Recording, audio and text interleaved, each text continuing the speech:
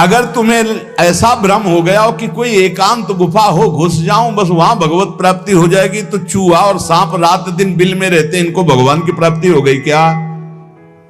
तुकाराम जी से जब प्रश्न किया गया कि क्या गृहस्थाश्रम में भगवान की प्राप्ति ऐसे हो जाएगी जो विरक्तों की हो जाएगी? बहुत ध्यान से सुनिए, सिद्ध संत है, वो कह रहे हैं कि पागल मत बनो, भगवान की प्राप्ति भगवान के भजन करने से होती, वो गृहस्थी में भी हो जाएगी। अगर तुमको लगता है कि वन में रहने से भगवान मिल जाते हैं, तो हिरन को मिल जाते, खरगोश को मिल जाते, बाघ को मिल जाते, सब ब्रह्म प्राप्त हो जाते।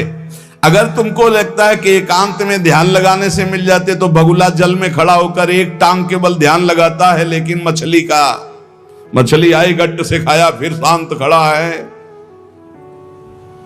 बगुला को नहीं मिला। फिर कहते हैं कि एकांत गुफा में घुसने से भगवान मिल जाते, तो चूहा और सांप बिलई में रहते हैं रात दिन, उनको भगवान मिल जाते। तो इसलिए हम तुमसे कह रहे हैं कि ये ची चपड़ की बातें छोड़ो। तुकाराम जी कह रहे हैं घर में विट्ठल का मंदिर बना, घर को ही विट्ठल का मंदिर बनाओ, ठाकुर विराजमान करो, आप सेवक हो जाओ, बढ़िया भोग लगा के पाओ, नाम कीर्तन करो, कथा वार्ता करो, अपने कर्म को भगवान को अर्पित कर दो, भगवान की प्राप्ति हो जाएगी। हम तुमसे पूछते हैं, जो लोग सोचते हैं अन्न नहीं खाएंगे तो भगवान की प्राप्ति हो जाएगी, तो कितने ऐसे जीव हैं हमारी प्रकृति में? तुकाराम जी कह रहे हैं ये बड़े महापुरुष हैं, किसी के कहो सांप खाता अन्न, करे क्या धान बकभी, कपट भरा भीतर भरा उदर मल से, करे चूहा भी एकांत गदहा भी भभूत रमावे, तुका जल नक्रालय काग ही नहाय कहो तो। क्या अन्न न खाने से भगवान मिल जाएंगे? अगर हां, तो बहुत से पक्षी ऐसे हैं जो केवल फलाहार रहते हैं, बहुत से ऐसे हैं जो घास चर के रहते हैं, ना वो अन्न खाते हैं ना कुछ और, कुछ है फलाहार, कुछ है तृण चरते हैं, कुछ है पानी पी के केवल रहते हैं। भैया केवल पानी से इन सबको भगवत साक्षात्कार हो जाता है क्या? केवल पानी से रह रहे तो भगवत साक्षात्कार हो जाएगा, केवल फलाहार रहे तो उनको भगवत साक्षात्कार हो जाएगा। तुकाराम जी कहते हैं कितने हैं वायु भक्षण करते, केवल वायु पी करके जीते हैं, भीतर कपट भरा है, बाहर ये सब छोड़ रहे हो, कुछ लाभ नहीं मिलना है। चूहा बिल में एकांत में रहता है, भगवत प्राप्ति हो गई। गदहा खूब धूल में ऐसे लौटता, धूल लगाने से तो क्या उसे भगवत प्राप्ति हो गई, महापुरुष है। जल में घड़ियाल रहता है, भगवत प्राप्ति हो गई। कौआ भी जाके गंगा स्नान करता है, जल स्नान, भगवत प्राप्ति हो गई। भैया जब तक भजन नहीं तब तक भगवत प्राप्ति नहीं, बाहरी क्रियाओं से। तुकाराम जी कह रहे हैं तुम्हारे हृदय में बुराई भरी हुई है और बाहर से साधु का भेष बनाए हो, तो तुम्हें भगवत प्राप्ति हो जाएगी। अरे चाहे वायु भक्षण करो, चाहे तुम ध्यान का नाटक करो, चाहे एकांतवास करो, चाहे भस्म लेपन करो, चाहे जल में खड़े हो जाओ, चाहे जितना अनुष्ठान करो, जब तक भजन नहीं करोगे भगवान का, तुम्हारी बुद्धि निर्मल होने वाली नहीं, बाहरी क्रियाओं से कोई लाभ नहीं। तुकाराम जी कह रहे हैं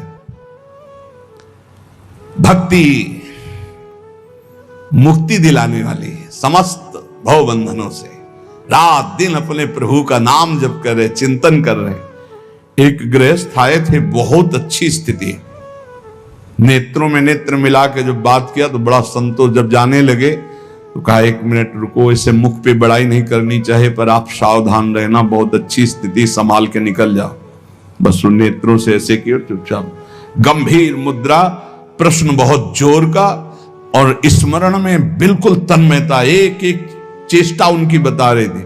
बहुत बढ़िया बाजी मार ले जाओगे, कोई तुम्हें प्रणाम नहीं करेगा, कोई दान पुण्य नहीं, कोई नमस्कार नहीं, बहुत जल्दी निकल। विरक्त भाव में रात दिन भगवान के भजन में व्यतीत करो, तभी बात बनेगी। केवल इन सब बाहरी बातों का देखो, इसीलिए खंडन किया तुकाराम जी ने। जो इस देह से ज्यादा प्यार करते हैं वो सीधे नरक का रास्ता तय कर लेते हैं। बहुत संभल के चलने की जरूरत है। इस देह के राग को मिटाने के लिए ही तो भगवत मार्ग में चले, चाहे गृहस्थ हो चाहे विरक्त। तुम अपना स्वभाव बनाओ आत्म कल्याण के लिए। शरीर को ज्यादा सुख दोगे, ज्यादा सुख भोगोगे तो नरक का रास्ता पुष्ट कर देगा। और शरीर का त्याग भी नहीं करना है कि मतलब, क्योंकि शरीर के बिना भजन नहीं होगा, शरीर के बिना साधना नहीं होगी। तो उचित खिलाओ पिलाओ, उचित विश्राम और खूब भजन और सतमार्ग की चेष्टाओं की। इसको इतना भजन कराओ कि इसका भाव ही नष्ट हो जाए कि मैं शरीर हूं। तुकाराम जी कहते इसमें संदेह नहीं, वैराग्य की बातें करने से वैरागी नहीं हो जाता। जब सुंदर सुंदर भोग, सुंदर सुंदर रूपवान भोग शरीर के सामने उपस्थित और भोगने की इच्छा ना हो, उसका नाम वैराग्य है। बातें करने वाले वैराग्य की तो करते रहते हो, जब सामने प्रश्न आता है तो उत्तर नहीं दे पाते, अर्थात भोग आता है तो उन्हीं में लिप्त हो जाते, उन्हें वैरागी नहीं कहते। इसीलिए हम कह रहे हैं कि अपने मुख से नाम नाम नाम, निरंतर नाम जप करो। यदि मुख नहीं नाम जप रहा तो ये जिह्वा टुकड़ा है मांस का, और मुख जो है मांस का एक कुंड मात्र है। नाम जप करो, सदगुरु प्रदत्त नाम जप करो। तुका कह रहा है सदगुरु की महिमा। सदगुरु कोई मनुष्य नहीं है। चितनासी न लगे बेल काही, तया न लगे मूल, वाचे सदा सर्वकाल राम कृष्ण हरि गोविंद। गुरुदेव ने जो नाम दिया है वो कोई मनुष्य नहीं, वो साक्षात राम कृष्ण हरि ही है। बंदो गुरुपद कंज कृपा सिंधु नर रूप हरि। उन्होंने चिंतन के लिए तुम्हें जो दिया है, सारा समय उस चिंतन में लगा दो। अमूल्य है तुम्हारा जीवन। हर समय राम कृष्ण हरि गोविंद नाम जिह्वा पर बना रहे। चिंतन नासी न लगे बेल, सर्वकाल करावे। चिंतन के लिए कोई समय नहीं है ऐसा कि हम नहा धो के फिर चिंतन करेंगे। अगर शौचालय में ही मृत्यु हो गई तो हर समय नाम जप, हर समय नाम जप। सदा राम कृष्ण हरि गोविंद का चिंतन करो। एक सत्य सार यही है, ना फलाहार रहने से, ना जल पीने से, ना वायु भक्षण से, ना इन सब बाहरी बातों से भगवत प्राप्ति नहीं होती। भगवत प्राप्ति होती सदैव भगवत चिंतन करने से, नाम चिंतन करने से। भगवान नाम कीर्तन भगवान की प्रसन्नता के लिए, भगवत कथा भगवत प्रसन्नता के लिए। तुकाराम जी कहते हैं गीता है, श्रीमद् भागवत है, ये भगवान की प्राप्ति के लिए चर्चा हो रही। जो भगवत प्रसाद रूप मिल जाता है उससे जीवन यापन का। जब तक जीवन है हमें हर समय भगवान नाम जप, भगवत कथा, भगवत भक्तों का संग, यही करना है। प्रभु के नाम की महिमा प्रभु ही समझ सकते हैं, दूसरा कोई नहीं समझ सकता। या प्रभु समझा दे पुरुषोत्तम तो समझ पावे। कर्म के फेर में पड़ा हुआ जीव अगर अट्टहास करके नाम पुकारने लगे तो कर्म बंधन नष्ट हो जाए। राधा राधा राधा जोर से चीख चीख कर, तो बोले कर्म बंधन विध्वंस होते हैं। जितने के कानों में नाम पड़ेगा सबका मंगल होता चला जाएगा। इससे श्री कृष्ण अधीन हो जाते हैं। विठोबा का नाम, विठोबा की कथा विठोबा को अधीन कर लेते हैं। महापुरुषों के वचन समझने हैं। जैसे सत स्त्री के अधीन उसका पति हो जाता है, उसके आचरण, उसका व्यवहार अपने पति को अधीन कर ले, ऐसे सद्भक्त भगवान को अधीन कर लेते हैं। यहां तुकाराम जी भगवान की अधीनता के लिए कह रहे हैं। तुम अपने परमार्थ को खो मत। तुकाराम कह रहे हैं धन के अधीन हो जाना, काम के अधीन हो जाना, नरक की यात्रा करना है। इसलिए विठोबा के अधीन हो जाओ, रात दिन नाम कीर्तन करो। तुम्हारी वांछा पूर्ण हो जाएगी, तुम्हारी मनोकामनाएं पूर्ण हो जाएंगी। कभी भी उपासक भेद मत में पढ़कर तर्क वितर्क न करे। हरि हर सब एक हैं, हरि हर सब एक हैं। जैसे पीछे कहा था ठाकुर ठाकुर सब एक है, संत संत सब एक। और जो संतन का सेवन करे सो जागे शुद्ध विवेक। ऐसे यहां कह रहे तुकाराम जी के हरिहर में भेद नहीं है। जो भेद फैलावे, लड़ाई झगड़ा करे, ऐसे से दूर रहना। मिठास में चीनी है, चीनी के खिलौने बने हैं।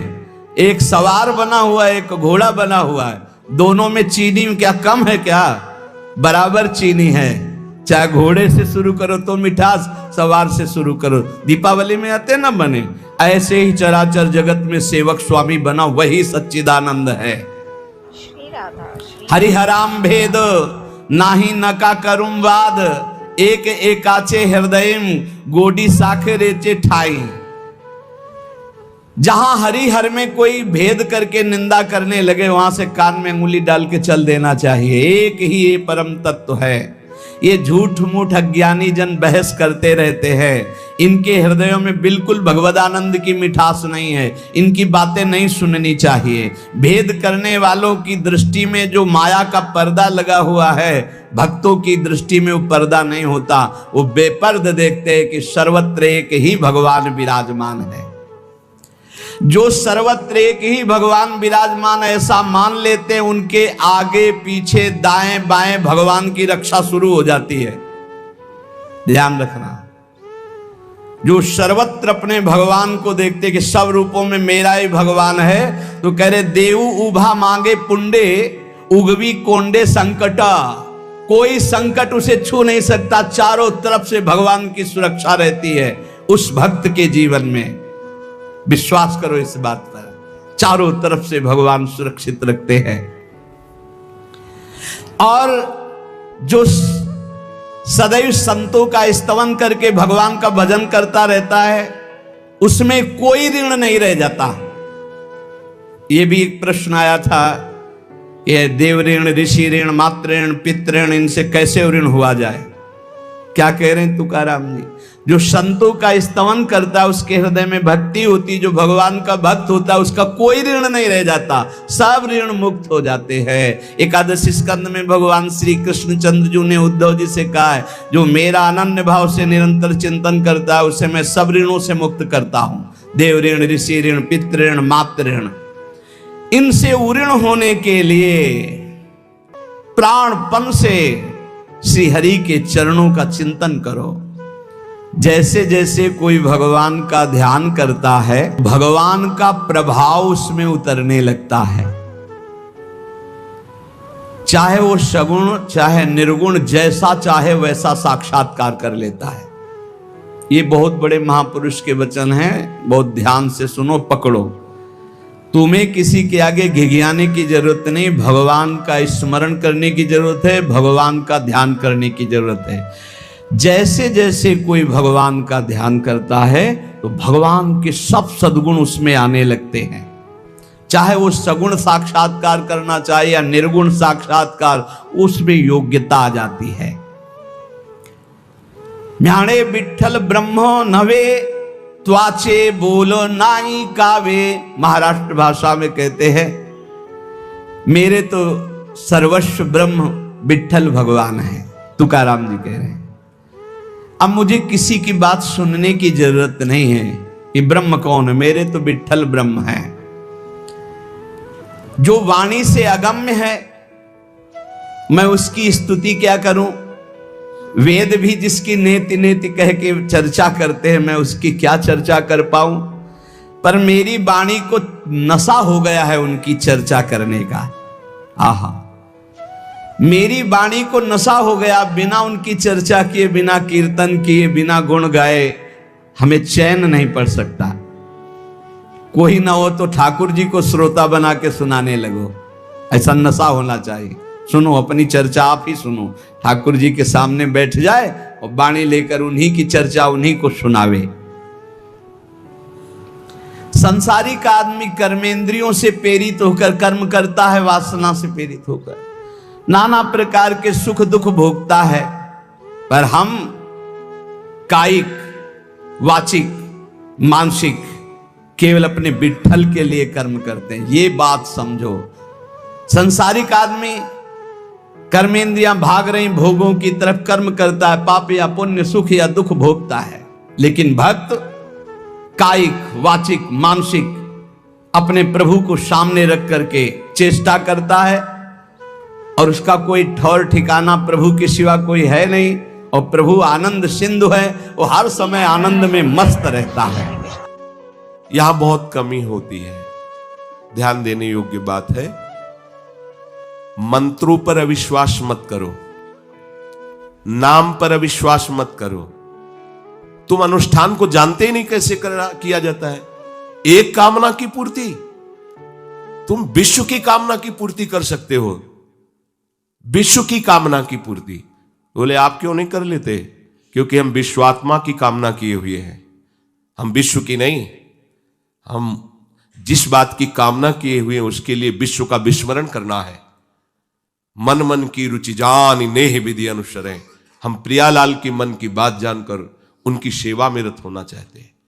नहीं, नाम और मंत्र में इतनी ताकत है, आप उसको समझ नहीं पाएंगे। आप विचार करके देखिए, जब कोई पवित्र अनुष्ठान कोई राक्षस करता था तो बहुत पहले से ही वो मदिरा त्याग देता था, मांस खाना त्याग देता था, दूसरे की निंदा करना त्याग देता था, अपवित्रता का त्याग कर देता। परम पवित्र ऋषियों की तरह होकर वो तब अनुष्ठान करता था। यद्यपि वो जगत विनाश के लिए अनुष्ठान होता, पर उसके लिए भी पवित्रता की ऐसी आवश्यकता थी। अब आप बेविचार करो, शराब पियो, मांस खाओ, गंदे आचरण करो और बोलो हमने राधा राधा कहा लेकिन काम नहीं बना। वो बोल रहे थे कि कितना भी बड़ा संकट हो, फिर बोल रहे हैं। अगर भयानक से भयानक विपत्ति को ऐसे न नष्ट कर दे तो बता देना, कृष्णाय वासुदेवाय हरे परमात्मने प्रणतः क्लेश नाशाय गोविंदाय नमो, इसका जप करो। और जब तक तुम्हारा काम पूरा ना हो जाए ब्रह्मचर्य से रहो, झूठ मत बोलना, मदिरा मत पीना, मांस मत खाना, और ना काम हो जाए तो मैं बताना कि भारी से भारी विपत्ति का नाश करके भगवान श्री कृष्ण का आश्रय उसे ऊंचे उठा देगा, इस जगत की धरा से उठा देगा। विश्वास नहीं? आप मदिरा पियो, मांस खाओ, बेविचार करो, सोचो लाख 2 लाख महात्मा को दे देंगे, हमारी कामना पूर्ति हो जाएगी। बिल्कुल भूल में मत रहना। आपको संशय होता है नाम पे, संशय होता है मंत्रों पे, संशय होता है शास्त्र के विधान पर। आप चलते हो शास्त्र विधान से? कहां चलते हो? अरे हम जब कह रहे कोई राक्षस भी अनुष्ठान करता था तो वो इन नियमों का पालन करता था। इतना अनुष्ठान में कि मेघनाथ को पैरों से मार रहे हैं बंदर भालू, पर वो ना मंत्र छोड़ रहा है, ना हिल रहा है, ना उनकी तरफ देख रहा है। इतना सहनशील होना चाहिए अनुष्ठान के लिए। किसी कामना की पूर्ति के लिए सांगोपांग अनुष्ठान करो, भला कामना की पूर्ति ना हो जाए? नहीं। आप शास्त्रों में पढ़ के देखो, संतान उत्पत्ति के लिए कैसे व्रत, पयोव्रत का कैसे अनुष्ठान किया। पवित्र रह करके इतनी इतनी मात्रा में ये आहार लेना है, इस मंत्र का जब भगवान गर्भ में आ गए। क्या चाहिए तुम्हें? भारी से भारी विपत्ति को दूर करने के लिए आर्त भाव से पुकारो भगवान को। तुम्हें धनी बनना है, अनुष्ठान कीजिए। हम कह रहे किसी विशेष मंत्र आदि की तरफ ना बढ़िए, बोलिए राधा राधा। क्या चाहिए आपको? कृष्ण कृष्ण बोलिए। सब मंत्रों का सार है नाम में, आप बोलिए तो नाम। पवित्र होइए, गंदे आचरण छोड़िए। क्या चाहिए आपको? भगवान का नाम जहां गूंजता है वहां ऐश्वर्य अपने आप चरणों में लौटता है। अब छल कपट करो, हिंसा करो, गंदे आचरण करो, सोचो हम बहुत बड़े धनी बन जाएं, तो दुष्कृति का फल दरिद्रता और दुख होता है। सुकृत का फल ऐश्वर्य और सुख होता है। अब लगाओ तुम कांटेदार वृक्ष और चाहो कि हमको रसीला फल प्राप्त हो, तो इसे मूर्खता ही कहते हैं। फिर दोष देता है काल, कर्म, ईश्वर को, शास्त्रों को, मंत्रों। अरे कुछ नहीं नाम मंत्र में। जरा सी भी अनुष्ठान में त्रुटि हो जाए तो उसका फल बदल जाता है। आप कहां अनुष्ठान कर रहे हैं, कौन सा अनुष्ठान कर रहे हैं? सबसे पहला नियम अनुष्ठान का होता है पवित्र आचरण, ब्रह्मचर्य, सत्यवाद, पवित्र भोजन, संयम से। कोई भी अनुष्ठान कर, किसी भी विषय का अनुष्ठान करके देखो, अभी हो जाएगा। ये तो हमसे नहीं होगा, तो फिर आप बड़ी बड़ी कामनाएं करते हो, हवा में कामनाएं पूर्ण हो जाएंगी। किसी की भी काम, किसी का भी महाबली या तेजस्वी पुत्र पैदा हुआ, उसको देखो कैसे रहा है, उसके माता पिता कैसे आचरण किए हैं।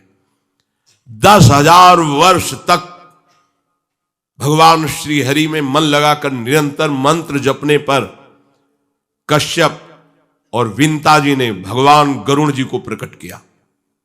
भगवान गरुण जी श्री हरि के वाहन, प्रथम पुत्र अरुण जी जो सूर्य के सामने बैठे हुए हैं, सारथी बने 10,000 वर्ष। करदम जी भारी तपस्या करके पत्नी प्राप्त कर रहे हैं, तो भगवान स्वयं कपिल देव जी के रूप में अवतार ले रहे हैं। बिना भजन के, बिना पवित्रता के, बस कामनाओं की पूर्ति, हवा में कामनाओं की पूर्ति हो जाएगी। मनमानी आचरण, कुछ नींबू काट दो, उसमें सिंदूर रख दो, या कलावा बांध दो, या अंगूठी बांध लो, या जंतुर मंत्र बांध लो, भस्म, इनसे कुछ होगा? कुछ नहीं होगा। राधा राधा राधा राधा राधा, जो कर चाहोगे हो जाए, पर पवित्र आचरण, साथ में पवित्र आचरण हो। एक किसान भी अन्न बोता है तो खेती को तैयार करता है। आपको अपने हृदय की भूमि तैयार करनी होगी। कामना पूर्ति के लिए ऐसे थोड़ी चला जाता है। देखो ना, ऐसे एक चपत लगा दी सुरुचि ने, क्योंकि उसकी रुचि के खिलाफ हुआ कि वो पिता की गोद में बैठना चाहते थे। छत्री बालक माता के पास गए, उनका नाम सुनीति है। वो सुंदर नीति से चलती है, वो रुचि से चलती है, सुरुचि अपनी रुचि, और वो सुनीति सुंदर नीति से चलती है। मां, पिताजी ने गोद में बैठाला नहीं, और मां ने चपत लगा दी और कहा तू ऐसे कि गर्भ से प्रकट हुआ है, सिंहासन का अधिकारी नहीं।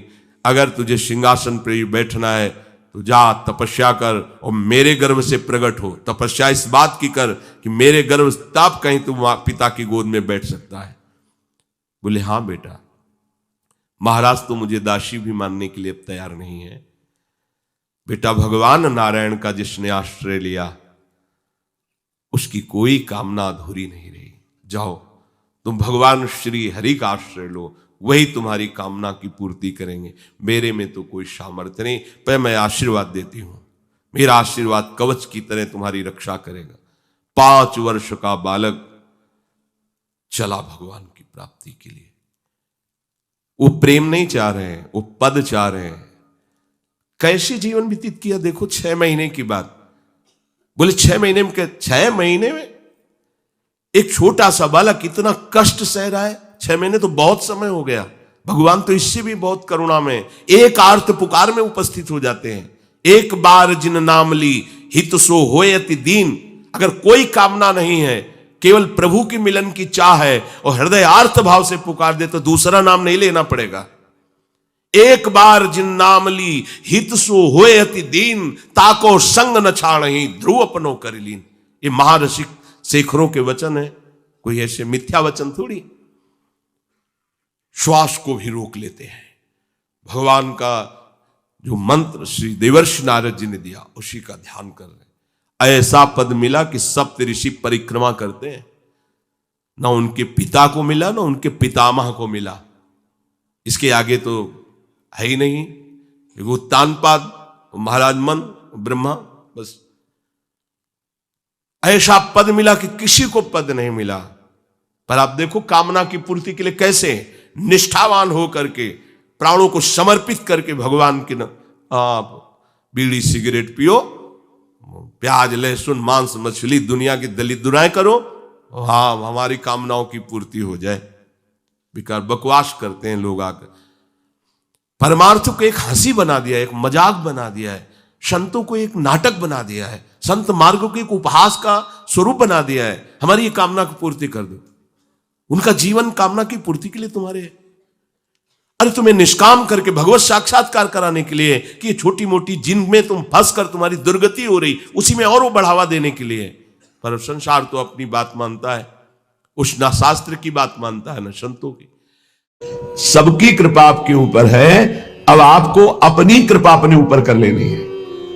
अपनी कृपा, गलत आचरणों वाले मन को धिक्कारना, सही संग, सही विचार, सही क्रिया, इसका आदर करना, जो शास्त्र प्रमाणित है, ये अपने ऊपर कृपा आप कर रहे हैं। भगवान नाम जप करना, भगवान लीला गुणानुवाद, भगवत भक्तों के चरित्र, भगवत भक्तों का संग, दूसरों की परोपकार भावना, परहित भावना, इसका आदर करो। दूसरों का अहित, प्रपंच वार्ता, काम चिंतन, काम क्रिया, ये सर्वनाश करने वाली बात, इसका त्याग करो। ये होगा अपने ऊपर कृपा करना। गुरु की कृपा हो गई, शास्त्र की कृपा हो गई, श्री जी की कृपा, अब अपनी कृपा बकाया रह गई। आप जो प्रमाद स्थिति में समय काटते हैं, ये अपने ऊपर कृपा कर लीजिए। देखो, बिना आसनों का अभ्यास किए कोई ऊर्ध्वरेता ब्रह्मचारी नहीं हो सकता। यदि आप आसन में नहीं बैठते हैं कम से कम 2 घड़ी 48 मिनट, आप ब्रह्मचर्य रह ही नहीं सकते। कागज में लिख लीजिए चाहे दिमाग में लिख लीजिए, ये अनुभव गम में बातें कह रहे हैं। आप प्राणवायु का संशोधन नहीं करते हैं, आप अंदर मंत्र नहीं चलाते हैं, आप ब्रह्मचर्य रह लें, असंभव बात है। बिना किसी क्रिया के उसका पतन हो जाएगा। सिद्धासन ऊर्ध्वरेता ब्रह्मचारी जी के लिए अत्यंत आवश्यक है। आदर का पात्र वही है जो ऊर्ध्वरेता हो जाता है। अगर सिद्धासन में नहीं बैठे तो ऊर्ध्वरेता की गुंजाइश ही नहीं है। प्राण संशोधन नहीं है तो निरंतर मंत्र वृत्ति चला ही नहीं सकते, क्योंकि स्थूल प्राण है, मंत्र तो सूक्ष्म प्राण में निरंतर चलते हैं। हमारी प्रार्थना है, सेवा करो, 24 घंटे में 1 घंटा ही सही, पर जवान साधक को सिद्धासन और पद्मासन का अभ्यास करना चाहिए। जिस समय हम 24 मिनट क्रॉस करेंगे आसन में बैठकर, तो हमारे शरीर में भयंकर पीड़ा होगी, जांघों में, हर नस नाड़ी में। वह पीड़ा बड़ी अमृतमयी होती है, शरीर को निरोग कर देती है, चर्बी को भस्म कर देती है, वायु को शांत करके सूक्ष्म करती है। जो आसनों पर बैठने वाला है, ब्रह्मचारी है, प्राण संशोधन प्राणायाम के द्वारा करता है, बहुत सुंदर मंत्र चलता है निरंतर। जवान जवान साधक है, झुक के बैठना, दीवाल का आश्रय ले लेना, शरीर का रोग ग्रसित हो जाना, ये सूचना देते हैं कि आप ब्रह्मचर्य की हानि किए हैं, आपका आहार ठीक नहीं है, आपकी साधना ठीक नहीं है। असाध्य रोग आकस्मिक पूर्व पाप के परिणाम स्वरूप आ जाना, यह हो सकता है, पर वो हमारी साधना को बाधित नहीं कर सकता। प्रारब्ध साधना को बाधित नहीं कर सकता, ध्यान रखना। प्रारब्ध आया है, उसको भोगेंगे, साधना यथावत चलनी चाहिए, साधना में फर्क नहीं पड़ना चाहिए, तब भगवदानंद की प्राप्ति होती। इसीलिए कह रहे हैं हमारे ऊपर सब कृपा है, केवल अपनी कृपा करने की जरूरत है। आप लोग अपनी कृपा कीजिए। जैसे हम कहते हैं कि हमारे शरीर में ब्लड प्रेशर का रोग हो गया, हाई या लो, वो थोड़ी देर के लिए है, थोड़ी देर के लिए हमको शिथिल कर सकता है, लेकिन नहीं, वो हमारे साधन को नष्ट नहीं कर सकता, वो हमारे साधन को नहीं। हम सम में है, ब्लड प्रेशर हाई या लो विषम में है, कोई फर्क नहीं पड़ता। और हम विषम चिंतन करते हैं तो ये सब सही भी हो तो ये गलत है। हमारा विचार, हमारी साधना प्रारब्ध नहीं बाधित कर सकता, ध्यान रखना। प्रारब्ध पाप कर्म का परिणाम है। वर्तमान की हमारी साधना भागवतिक है, हमारी भागवतिक साधना को आच्छादित कर दे, इतनी बड़ी सामर्थ्य प्रारब्ध में नहीं है। प्रारब्ध बाधा खड़ी करता है, लेकिन हमारे भजन को नहीं रोक सकता, हमारी भागवतिक उन्नति को नहीं रोक सकता। लेकिन हम लोग इससे बेपरवाह से नजर आते हैं। धिक्कार है उस शिष्य को जब गुरु को आज्ञा देने में सोच करना पड़े, पता नहीं मानेगा कि नहीं मानेगा। इसीलिए परमार्थ की दिव्यता प्रकाशित नहीं हो रही। जीना, समय काटना, गुरु कृपा से कल्याण हो जाना, ये सब हो जाएगा, इस पे कोई चिंता की बात नहीं। लेकिन जीते दी अध्यात्म की भूमिकाओं पे विचरण करना, ये अपने ऊपर कृपा करना है। प्यारे, ये बहुत कीमती शरीर है, आपका कल्याण तो निश्चित है, लेकिन यदि आप यहां हजारों का कल्याण करके नहीं गए तो आपका साधु वेश धारण करना किस काम का? अपने कल्याण के लिए तो कोई खास बात नहीं। हमारी साधना अपने कल्याण के लिए नहीं होती, ध्यान रखना। हमारा कल्याण तो जिस दिन हम गुरु की शरण में हुए उसी दिन हो गया। अब हम साधना करते हैं इस जगत मंगल के लिए। साधु का पूरा जीवन परोपकार के लिए होता है, परहित के लिए होता है, दूसरों के दुखों का नाश करने के लिए होता है। रात दिन भजन करके फिर संकल्प बनता, सर्वे भवन्तु सुखिना सर्वे सन्तु निरामया। इसलिए पूरा जगत उसे नमस्कार करता है। आप सबसे प्रार्थना है, इस नाशवान मलमूत्र बनाने वाले शरीर को प्रिय मानकर केवल खान पान विश्राम शयन इसी में काटते रहोगे, जीवन रंग नहीं लाएगा।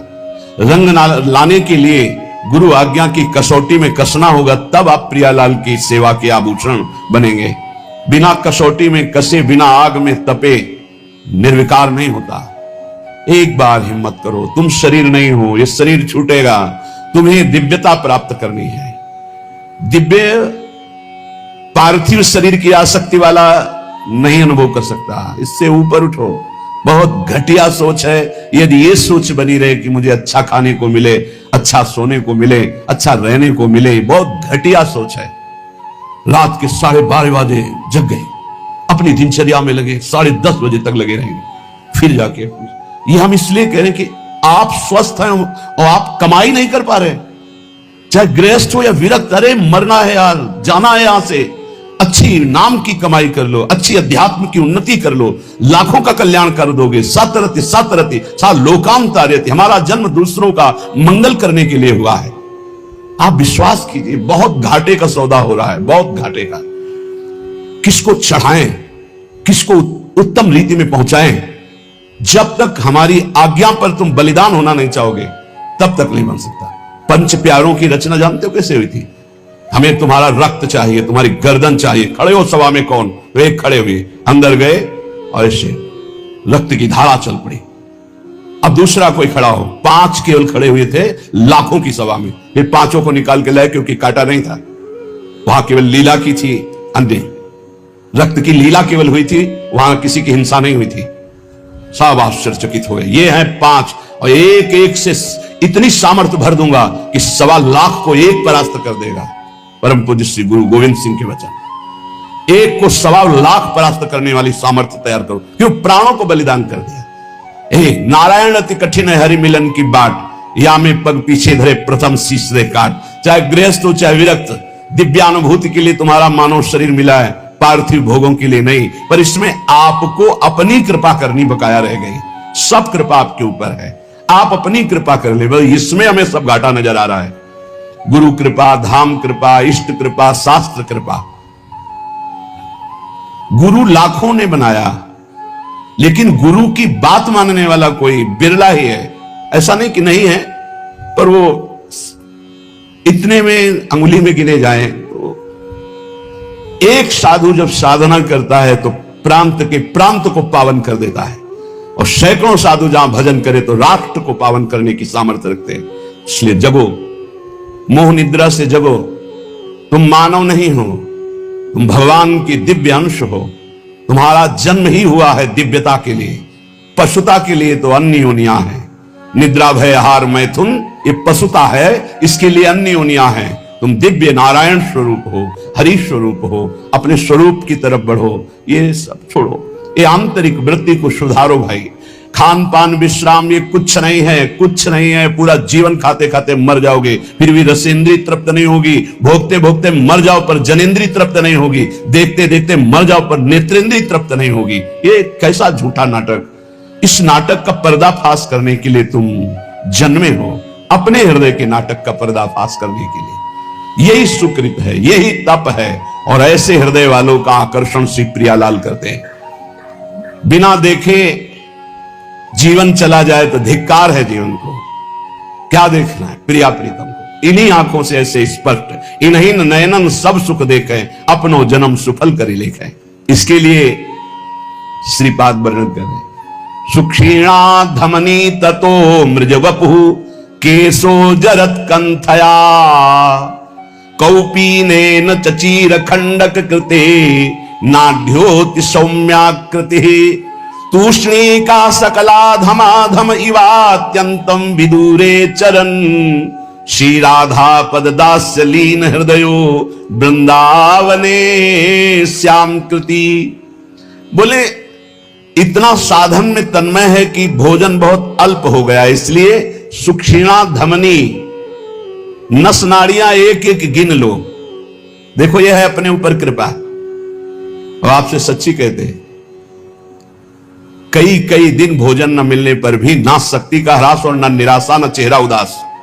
कैसे? साधन बल। आसनों में बैठने वाला, प्राणों का संयमन करने वाला कभी भी तेज रहित नहीं हो सकता, उत्साह रहित नहीं हो सकता, क्योंकि उसके पास बहुत बड़ी सामर्थ्य है। भजन, ब्रह्मचर्य, आसन, प्राणायाम, बहुत बड़ी सामर्थ्य, बहुत बड़ी किसी भी संप्रदाय का हो, यह अत्यंत आवश्यक है, अत्यंत आवश्यक है। कोई सुन नहीं रहा। ये अपने ऊपर कृपाए राग त्यागी वैरागी कहलाने वाले आप हैं, परमार्थ के पथिक हैं।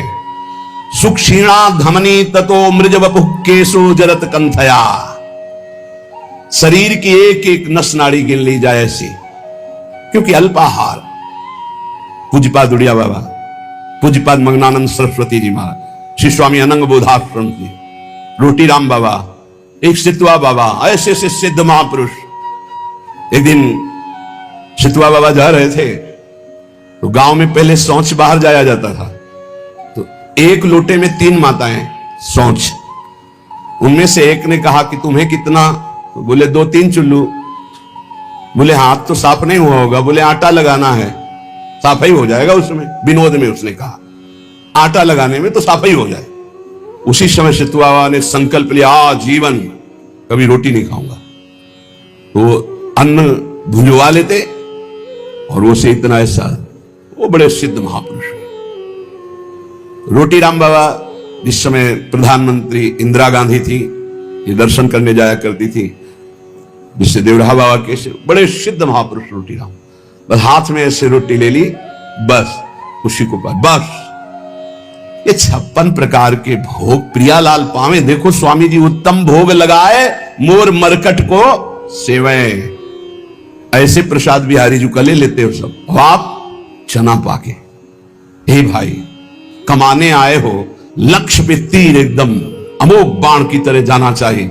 यही समय कमाने का, यही समय कमाने का, यही समय गंवाने का है। जिसकी जवानी तप में, उसकी वृद्धावस्था महान आनंद में। जिसकी जवानी भोग में, उसकी वृद्धावस्था दुर्गति में। कागज में लिख लो। और जिसका प्रारंभ से भजन उसका अंतिम भगवदाकार निश्चित। जिसका प्रारंभ विषयाकार, अंतिम बदलना बड़ा कठिन। ये जीवन की बातें कह रहे हैं। सुक्षीणा धमनी ततो मृज वपु। कैसे कैसे तुम्हें बताएं? लक्ष्य ही नहीं है तो कैसे बताएं? लक्ष्य जब बन जाएगा तो नहीं खान पान ते भावे है, नहीं कोमल वसन सुहावे है, सब विषय लगे ते खाला है, हरियासिक का मग न्यारा है। हलवा और गुलाब जामुन पाने वाले लाखों हो सकते हैं, लेकिन प्रियालाल के लिए आंसू बहाने वाले दो कहो हरिवंश रस बिरलो समझनहार, एक दो ही जो पाइए खोजी सब संसार। सत्य सत्य परम सत्य बात कह रहा हूं। परम कसौटी कस के अपने आप को झोंक दो तपस्या में, अभी आगे प्रियालाल मिल जाएंगे। दिव्य अनुभूतियां बिना गुरु की आज्ञा पर चले दिव्य अनुभूतियां नहीं हो सकती। एक खा पी के मोबाइल से गंदी बातें देख के समय काट लो, प्रिया प्रीतम की दिव्य लीला देखने का अधिकार नहीं प्राप्त कर पाओगे, मान लो। और एक बार चढ़ाई पे चढ़ जाओ तो सब खत्म हो गया। साधन काल में एक कवल अन्न पूज्य पादुरिया बाबा, सिद्धावस्था में 70 घरों में एक दिन में भिक्षा पाने जाते थे। एक दिन में 70 घरों में, अगर एक एक कवल पाते होंगे तो 70 कवल पाते। समझ लीजिए आप। एक बार चढ़ाई पे चढ़ जाओ, खेल हो गया, भगवत साक्षात्कार हो गया। अब क्या, अब तो बादशाह हो गए। घूमो, आनंद मगन घूमो, कोई परास्त नहीं कर सकता। पर चढ़ाई ही नहीं चढ़ रहे। बिना विजयी हुए कोई सम्राट नहीं बनता। संतों को बादशाह का बादशाह कहा गया है। चाह मिटी, चिंता मिटी, मनुआ बेपरवाह, जिनको कछु न चाहिए वो साहन के साह। देखो तुम गुलाम हो या शहंशाह हो।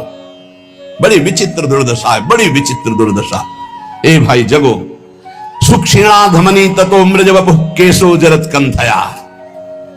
कभी एक मिनट जीवन में किसी के पास बैठ करके वार्ता करने की कभी रुचि नहीं रही। वार्ता करने की रुचि यहां वृंदावन तक में ये बलराम ब्रजवासी जब मिलने आते थे तो सबसे ऊपर छत में पद्मासन लगाए बैठे। कभी जब दृष्टि खुलती तो देखते हाथ जोड़े खड़ा है, ए बाबा कुछ पाया है कि नहीं, ये ले ले प्रसाद, पा लेना। हाँ ठीक है भैया, रख दो अब आप जाओ। कभी विश्वास कीजिए, प्रपंच, वार्ता, हंसी मजाक, मिलना जुलना, आग लगाओ अंदर।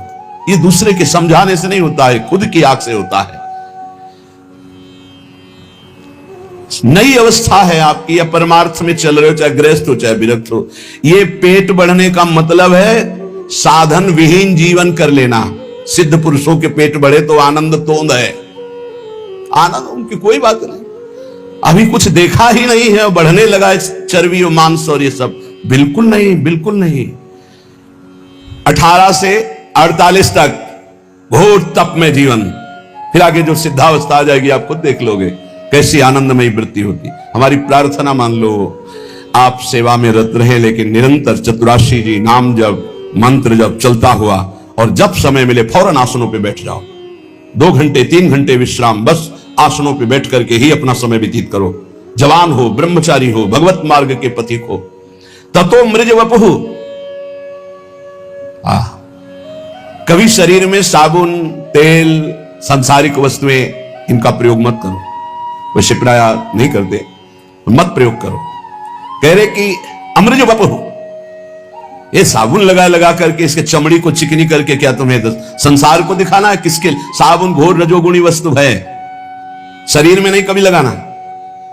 अगर कभी जटा आदि की बात आती है धोने की, तो सात्विक वस्तुएं आती है, रीठाट आदि ऐसी, घोर के डाल लो, जल डाल लो, उचित साफ हो जाती है। जीवन में कभी कभी नहीं, गंगा मैया की कृपा से वो अपने आप निर्मल, ऐसे कहीं भी तेल का कभी प्रयोग ना हो तो कभी जू नहीं पड़ सकते, ध्यान रखना।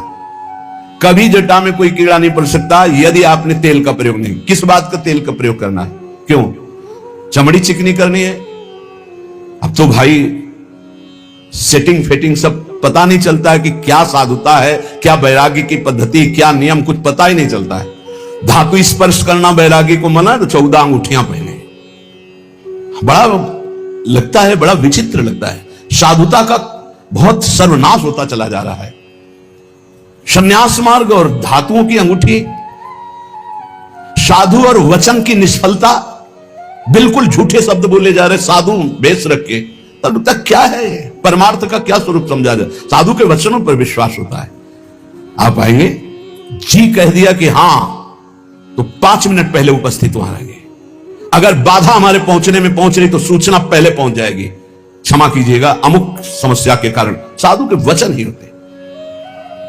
अमार्गित शरीर, केवल जल से धुल लिया बस, गंदी होनी चाहिए चमड़ी, पागलों जैसी स्थिति शरीर की बना।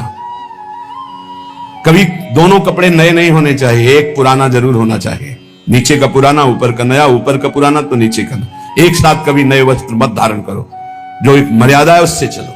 ततो अमृज वपुः, बस केवल जल से पवित्रता के लिए धो लिया, मलमल करके शरीर धोने की जरूरत नहीं, जल डाल लिया पवित्रता के लिए। और कह रहे केशो जरत कंठया, बालों को कंघा मत फेरो, जटा रूप में परिवर्तित करो। श्रीपाद कह रहे, आज्ञा कर। किसी किसी का स्वभाव होता है महीने 1.5 महीने 2 महीने में बना लेना, वो बराबर। 2 ही मार्ग हैं, एक जटा रखना, एक पूर्वाभ्यास। इस शरीर का रहा है 10-12 वर्ष में मुड़वा ले तो मुड़वा ले, 10-12 वर्ष तक ऐसे पड़े रहने का। किसी किसी का अभ्यास होता है, जिससे पूज्य गुरुदेव भगवान प्रति 2 महीने में 2 ही पद्धतियां हैं। वस्त्र कंथया कौपीनेन च चीरखंड कृते, 2 लंगोटी 2 अचला, एक ऊपर का ओढ़ने का। जब तक ये फट न जाए, कोई दे रहा है तो स्पर्श किया जाता है, उसकी मर्यादा है, हमें नहीं चाहिए, ऐसे नहीं बोला जाता। कोई दे रहा है तो पहले उसे लिया, माथे से लगा लिया, फिर वापस कर दिया। बहुत अच्छा। जो सुलझा हुआ, अभी एक कर्नाटक से सन्यासी जी आए थे, उनको वस्त्र दिया, लिया, ऐसे माथे पे लगाया, और बहुत जो शास्त्र सम्मत साधु संघ के एक उनके आचरण प्रमाणित होते हैं। ऐसा नहीं कहा मुझे नहीं चाहिए, लिया उन्होंने, माथे पे लगाया, सूंघा भी, फिर उनको दे दिया। नहीं चाहिए हमें, हमारे पास है, बस साधु है। बहुत अच्छा लगा, बहुत अच्छा लगा। शरीर कैसा? बोले एक एक नस के एक बार चढ़ जाओ प्यारे, एक बार चढ़ जाओ। इस अध्यात्म की ऊंचाई पर पहुंचने के लिए एक बार ये अविद्या को छीड़ करो। ये शरीर अविद्या है, अविद्या, घोर अविद्या।